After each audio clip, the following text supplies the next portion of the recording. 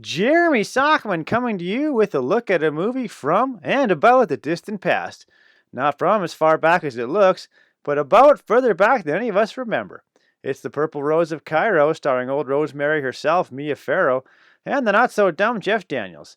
This one might seem all lovey-dovey and full of chuckles, but it's more dangerous than it appears. So let's take a look. The Purple Rose of Cairo has Cecilia, an accident-prone waitress schlubbing away at her diner job for lousy tips, while her big galoot husband, Monk, played by Danny Aiello, tosses dice and acts like a jerk. What are you doing here? Well, you want to go to the movies tonight? There's an early show. I can't. How come? All the guys are coming over tonight. Again? Oh, you don't like it? Well, all you do is drink and play dice, and I wind up getting smacked. Just about her only escape is the movies, and her newest favorite is a picture called, weirdly enough, The Purple Rose of Cairo. After getting fired, she spends so much time watching the thing, her favorite character, Tom Baxter, walks off the screen and tells her he loves her. Well now, a movie character in the real world? That's gonna turn a few heads. The rest of the cast refuse to act and cause a scandal, while Tom and Cecilia see the town. Word gets back to the actor who played Tom, Gil Shepard, coincidentally also played by Jeff Daniels, and he comes to town to try to figure out what the heck is going on. And wouldn't you know it, when he meets Cecilia, he does just like his performed character did and falls in love with her too. Look, I love talking to you. I was just gonna go upstairs. No, really, come on. I open myself up around you like no. Have you ever been to Hollywood? Come on, no, of course not. Well, I would love to just take you around Hollywood. So between fancy dine and dashing with Tom and a ukulele sing-along with Gil, Cecilia is just about over the moon and tells her lord of a husband where to stick it. Things come to a head when Gil and Tom both want Cecilia to run away with them, and she's forced to choose. Spoiler alert, she takes the real Hollywood celebrity Gil, and Tom goes back into the picture dejected. Just when you think Cecilia is finally going to make bank, she finds that Gil skipped town and she's left with only the matinee of Astaire and Rogers' top hat for company.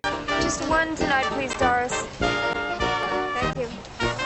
Now, if you've seen one movie character walks off the screen to fall in love with a real girl movie, you've seen them all. But what sets The Purple Rose of Cairo apart from the others, in that endless trend, is the incredibly misguided message it has for all of us.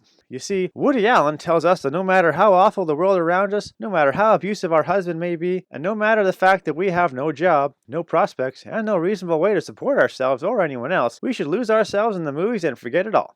So what were you thinking about? Oh, a penthouse, the desert, kissing on a dance floor. So you did go to the movies last night after all. The people were so beautiful. They spoke so cleverly, and they do such romantic things. I'm sorry, I missed it. He wants us to know that the fantasy world is better than the real one, so as long as we can hide away in a dark theater, nothing's gonna hurt us. Sorry, Woody, but that's not how it works. Sure, the movies may be a nice escape for 90 minutes, but there's still a whole heck of a lot of stuff out there that we have to deal with, and no amount of dancing cheek to cheek and nights on the black and white town are going to change that. Then again, maybe Woody himself would rather hide away in the movies. It would keep him from having to face up with all those headlines. I can do anything I like to anyone I like. With their consent. So in the end, while The Purple Rose of Cairo may seem innocent and cute, it's really a terribly misguided attempt to get us all to avoid reality. That's why I'm Jeremy Sockman, and despite the thumbs up from Siskel and Ebert, I'm giving this celebration of the recluse that is The Purple Rose of Cairo a hard pass. I would marry again. The Earth Mother sexual kind of animal, disgusting types, you know? I enjoy that because the thought of what you could do with them later is wonderful. You know what I mean? You know, I'm old-fashioned that way. Oh boy. Oh. To hear that from a real person, that is just. It's not one of those movie colony bimbos, you know, with the fancy dresses filling you full of hot air.